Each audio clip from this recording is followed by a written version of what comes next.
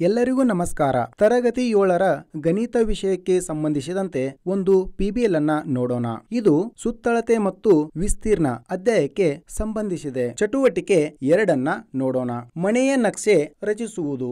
ಈ ಚಟುವಟಿಕೆಗೆ ಬೇಕಾಗುವ ಸಾಮಗ್ರಿಗಳು ಹೀಗಿವೆ ಮತ್ತು ಮಕ್ಕಳು ಈ ಚಟುವಟಿಕೆ ಮಾಡಲು ಕೊಟ್ಟಿರುವ ಸೂಚನೆಯನ್ನ ಸರಿಯಾಗಿ ಅರ್ಥ ಮಾಡಿಕೊಳ್ಳಬೇಕು.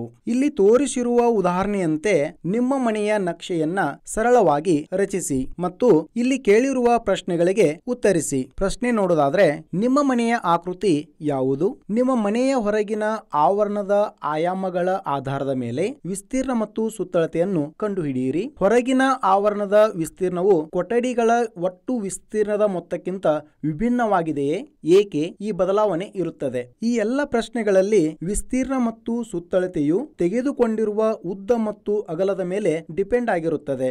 ಮುಂದೆ ನೋಡೋದಾದ್ರೆ, ಮನೆಯ ವಿವಿಧ ಕೊಠಡಿಗಳನ್ನ ಅಡಿಗಳಲ್ಲಿ ಅಳೆದು ನಂತರ ಅಳತೆ ಪಟ್ಟಿಯನ್ನು ಬಳಸಿ ಅಡಿ ಹಾಗೂ ಸೆಂಟಿಮೀಟರ್ ಮೂಲಮಾನಗಳ ನಡುವಿನ ಸಂಬಂಧವನ್ನ ಕಂಡುಹಿಡಿಯಿರಿ. ಉದ್ದದ ಅಳತೆಗಳನ್ನು ಅಡಿ ಮೂಲಮಾನಗಳಿಂದ ಸೆಂಟಿಮೀಟರ್ ಅಥವಾ ಮೀಟರ್ಗೆ ಪರಿವರ್ತಿಸಿ ಅಂತ ಕೊಟ್ಟಿದ್ದಾರೆ. ಅದೇ ರೀತಿ ವಿಸ್ತೀರ್ಣದ ಅಳತೆಗಳನ್ನು ಚದರ್ ಅಡಿಯಿಂದ ಚದರ್ ಮೀಟರ್ ಅಥವಾ ಚದರ್ ಸೆಂಟಿಮೀಟರ್ಗೆ ಪರಿವರ್ತಿಸಿ. ಇಲ್ಲಿ ಕೊಟ್ಟಿರುವ ಕೋಷ್ಟಕವನ್ನ ನೋಡಿ. ಉದ್ದ ಮತ್ತು ಅಗಲವನ್ನ ಅಡಿಗಳಲ್ಲಿ ಕೊಟ್ಟಿದ್ದಾರೆ. ಅವುಗಳನ್ನ ಮೀಟರ್ಗೆ ಪರಿವರ್ತಿಸಬೇಕು. ಇಲ್ಲಿ ಆಯತಾಕಾರದ ಕೊಠಡಿಯ ಉದ್ದ 20 ಅಡಿ ಮತ್ತು ಅಗಲ 10 ಅಡಿ. ಇದು ಮೀಟರ್ನಲ್ಲಿ ಅಂದಾಜು 6 ಮೀಟರ್ ಮತ್ತು 3 ಮೀಟರ್ ಆಗುತ್ತದೆ ಮತ್ತು ಇದರ ವಿಸ್ತೀರ್ಣ 18 ಚದರ್ ಮೀಟರ್, ಸುತ್ತಳತೆ 18 ಮೀಟರ್ ಆಗುತ್ತದೆ. ಈ ಮೇಲಿನ ಚಟುವಟಿಕೆಯ ಆಧಾರದ ಮೇಲೆ ನೀವೇ ಪ್ರಯತ್ನಿಸಿ. ನಿಮ್ಮ ಮನೆಯ ಅಥವಾ ಕೊಠಡಿಯ ಗಾತ್ರಕ್ಕೆ ಸರಿಯಾದ ಪ್ರಮಾಣವನ್ನ ಬಳಸಿ ಮನೆಯ ಚಿತ್ರವನ್ನ ಒಂದು ಗ್ರಾಫ್ ಹಾಳೆಯಲ್ಲಿ ಬಿಡಿಸಿರಿ. ಹಾಗೆಯೇ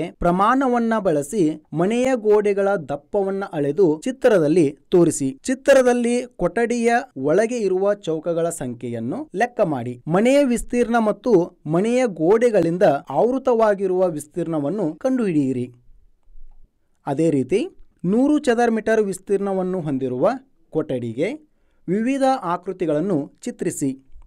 ಕನಿಷ್ಠ ಸುತ್ತಳತೆಯನ್ನು ಹೊಂದಿರುವ ಆಕೃತಿಯನ್ನು ರಚಿಸಿ ಮತ್ತು ಚಿತ್ರದಲ್ಲಿ ಅದರ ಅಳತೆಗಳನ್ನು ಬರೆಯಿರಿ.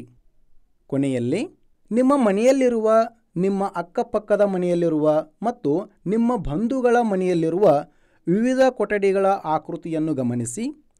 ಸಾಮಾನ್ಯವಾಗಿ ಬಳಸಿದ ಆಕೃತಿ ಯಾವುದು ಎಂದು ನಿಮ್ಮ ಪೋಷಕರಲ್ಲಿ ಅಥವಾ ಹಿರಿಯರಲ್ಲಿ ಕೇಳಿ ಕಾರಣವನ್ನು ಚರ್ಚೆ ಮಾಡಿ. ಧನ್ಯವಾದಗಳು.